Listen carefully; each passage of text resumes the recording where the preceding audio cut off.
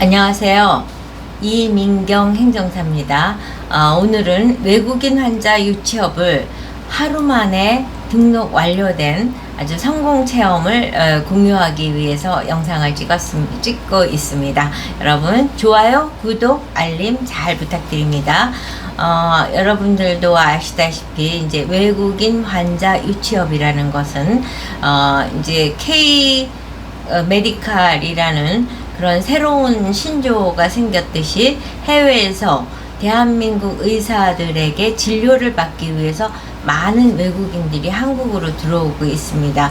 그에 따라서 보건복지부가 외국인 환자 유치업이라는 것과 외국인 환자 유치 의료기관이라는 두 가지 업태를 등록해주고 있습니다.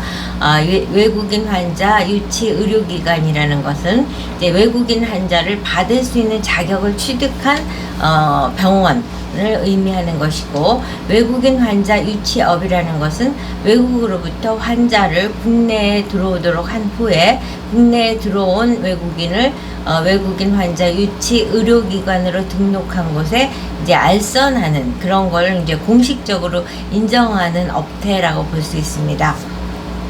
이렇게 이제 외국인 환자 유치업은 그래서 여행업과 뗄래야 뗄 수 없는 관계에 있다 보니까 외국인 환자 유치업을 하는 분이 여행업과 MOU를 해서 연계해서 환자를 유치할 수도 있고, 또 외국인 환자 유치업과 여행업을 동시에 등록 의뢰하는 경우도 다수 있습니다.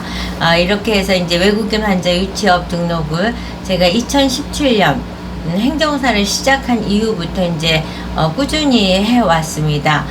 그랬는데 많은 경우가 이제 법정 기간이 신청 이후 21일이 소요되는 걸 원칙으로 하고 있기 때문에 적어도 일주일 이상, 보름 이상이 소요된 다음에 등록이 되는 케이스가 대부분이었습니다. 그리고 이제 의뢰인들도 다 그 기간을 이제 조용히 앉아서 기다리고 있고, 이따 오면 전화 주시면 제가 법정 기간이 21일이니까요 조만간에 아마 나올 것입니다 이렇게 말씀을 드렸는데, 이번에는 깜짝 놀랄 결과가 나와서 제가 영상을 찍게 된 거죠. 하루 만에 등록이 완료됐습니다. 그러면 이 스토리를 이제 말씀을 드리면, 이제 모든 그 행정사 업무는 케이스별로 행정사의 지식과 경험을 누적시킬 수 있도록 의외의 이제 사건 사고가 항상 있습니다. 이 의뢰인의 경우는 어떤 경우가 있었냐면, 이분이 이제 전대 계약을 했습니다. 이제 외국인 환자 유치업을 하려면 사무실이 있어야 되는데, 사무실이 여행업과는 달리 여행업은 반드시 사무실이 있고 현장 실사를 나오게 되지만 외국인 환자 유치업은 공유 오피스텔도 가능합니다. 그런데 이제 이분의 경우는 어떤 건물에 임대를 한 사람으로부터 재임대를 한 전대 임대차 계약서를 제출하신 거죠. 그랬는데 이제 우리 담당 계장이 아주 꼼꼼합니다.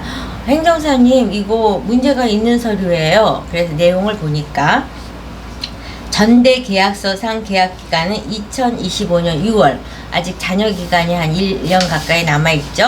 그랬는데 전대 계약을 한 사람이 건물주가 아니잖아요. 그러니까 건물주하고 또 계약을 한 임대차 계약서가 있어요. 건물주와 임대인이 계약을 맺은 거고, 전대 계약은 그 임차인이 계약을 맺은 거고, 전대 계약은 그 임차인이 우리 외국인 환자 유치 업체에 대해서는 전대를 한 임대인이 되는 거죠. 그런데 그 임대인이 건물주하고 계약한 임대차 계약은 이미 2024년 6월 1일로 끝난 계약서인 거죠. 그러니까 이 기간이 분리일치되는 것도 문제지만은 이미 끝난 임대차 계약서를 갖고 전대를 했다는 문서상의 이제 사유가 발생이 된 거예요. 물론 요새는 이제 대부분 장기 임대를 하는 경우는 계약기간 만료됐다고 갱신을 하지 않고 그냥 자동 연장으로 가고 있긴 하지만, 이렇게 정보기관에 제출하는 문서에 있어서는 반드시 임대 잔여 기간이 6개월 이상은 되어야지 그걸 인정해 줄 수 있는데,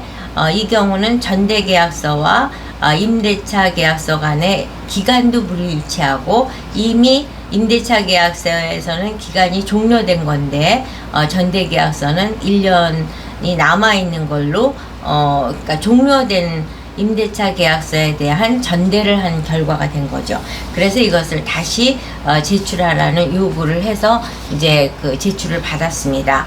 이제 그렇게 하고 또 임대차 계약서가 중요하고 외국인 환자 유치업에서는 1억 잔고 증명이 중요한데 대부분의 의뢰인들이 1억 잔고 증명에 대해서는 이제 강박관념을 갖고 있기 때문에 1억 준비는 되어 있습니다. 이렇게 말씀하시는 경우들이 많습니다. 그래서 이제 1억에는 문제가 없었는데 이 회사의 경우도 사업계획서를 제출하라고 그랬더니 거의 수필집 수준의 이제 서류를 제출한 거죠. 이거를 이제 이민경 행정사의 마이더스 손으로 이제 설득력 있는 사업계획서로 변신을 시키는 겁니다. 그러기 위해서는 회사 정보를 일단 넣고 회사를 소개하고 또 이 사업을 외국인 환자 유치업을 하는 사업 목적을 기재하고 홍보 전략은 어떻게 세우고 있는지, 향후 이 사업을 어떻게 운영할 건지에 대한 향후 계획, 그 다음에 이러한 사업 계획을 운영해 나갈 수 있는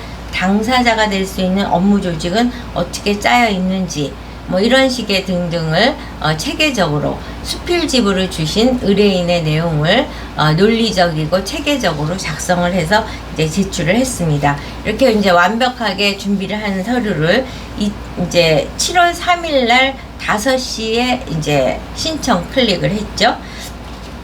그랬는데 이제 신청했습니다. 근데 이분이 굉장히 서류를 준비하는데 오래 걸리셨어요.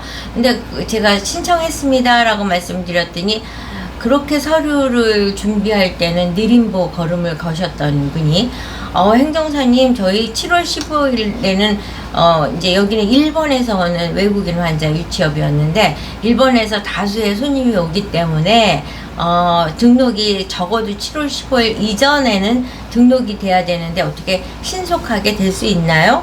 그러면 한 12일밖에 안 남은 건데 외국인 환자 유치업을 법정 기간에 21일인데 12일 만에 등록을 완료해 달라니까 사실 난감한 거죠.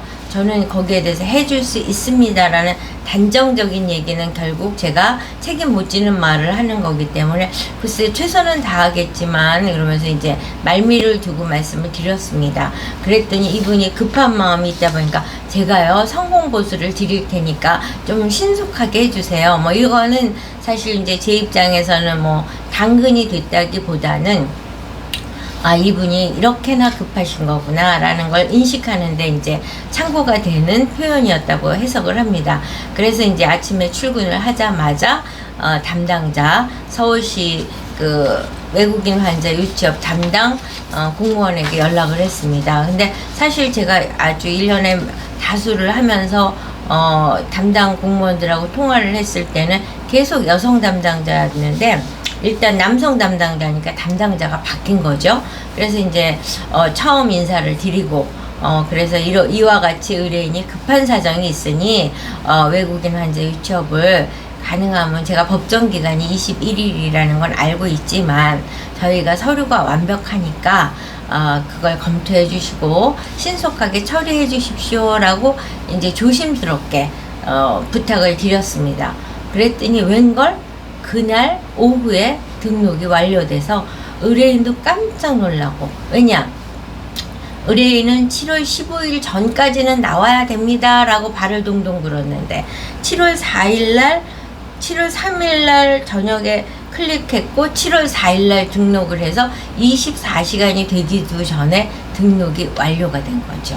그래서 정말 사실은 외국인 환자 유치업 등록한 거의 10년 가까이 된 사례에서 유례가 없는 신속 등록 완료 성공 사례를 제가 이제 유튜브에 찍을 수 있는 그런 사례가 발생이 된 겁니다. 그래서 제가 이제 여기서 말씀드릴 수 있는 거는 정말 울어야 젖준다는 말이 맞습니다. 그러니까 급한 일이 있을 때는 그냥 뭐 마냥 기다리고 발을 동동 구를 것이 아니라 자기의 급한 사정을 공무원도 사람인지라 이와 같은 사정을 들으면 충분히 노력을 할 수 있다는 점을 확인할 수 있는 케이스죠. 그래서 이렇게 외국인 환자 유치업을 24시간도 되기 전에 등록 완료를 성공할 수 있었던 배경은 자료의 완벽성, 의뢰인에 대한 절대적인 애정과 관심, 그 다음에 공무원을 설득할 수 있는 설득력, 뭐 이런 것이 종합적으로 작용하지 않았을까. 공무원을 설득할 수 있는 설득력은 참고로 이제 여러 번 말씀을 드렸지만 제가 공무원 경력 22년, 그러니까 이제 공무원들과의 대화에 있어서 제가 공무원 경력자로서 이제 의뢰를 합니다. 신청 의뢰를 합니다. 이런 식으로 말하면은 아무래도 이제 팔이 안으로 굽는다고 선배 공무원이었구나 이런 생각을 하게 되니까 무시는 못하는 거가 아닌가 이런 생각을 이제 해봤습니다. 그래서 외국인 환자 유치업을 등록을 신속하게 정확하게 하기 위해서는 자료의 완벽성을 기하는 것이 중요하고, 자료의 완벽성을 기하기 위해서는 여러 케이스를 동시에 갖고 있어야지만 가능한 거죠. 그 다음에 의뢰인에 대한 절대적인 신뢰와 애정을 갖는 것이 중요하고, 공무원과 원만한 대화를 할 수 있는 능력을 갖는 것이 중요합니다.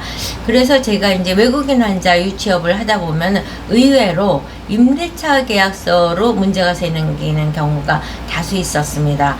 또 다른 아주 의외성이 있는 사례가 어떤 거냐면, 이 회사가 외국인 환자 유치업을 한다는 게 이제 광화문 시청 있는 건물이었습니다. 그랬는데 자기네는 7층이래요.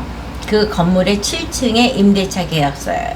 그랬는데 건축물 대장상 이 건물은 4층까지밖에 없는 건물이에요. 이게 무슨 병겁니까? 알아봤더니 이 건물주가 그런 건축물 등기부등본이나 대장의 변동 없이 7층까지 증축을 한 거여서 행정적으로 반영이 안 됐던 건물이었던 거죠. 그래서 부랴부랴 이제 4층으로 이전을 해서 임대차 계약서를 내서 등록을 완료한 사례도 있습니다. 이와 같이 이제 외국인 환자 유치업 등 이제 그 인허가 대행 업무를 하다 보면은 수많은 의외적인 사건 사고가 터지고, 그 사건 사고를 얼마나 많이 체험하고 그거를 문제 해결 능력을 가졌느냐가 바로 이제 모든 걸 인허가를 성공적으로 해낼 수 있는 노하우고 경험이 아닌가 이런 생각을 들으면서 제가 오늘 외국인 환자 유치업 등록을 24시간 만에 등록 완료했던 성공 체험을 소개하면서 오늘 영상을 마치도록 하겠습니다. 여러분 좋아요, 구독, 알림 잘 부탁드리고 내일 또 다른 영상으로 또 찾아뵙도록 하겠습니다. 여러분 들어주셔서 감사합니다.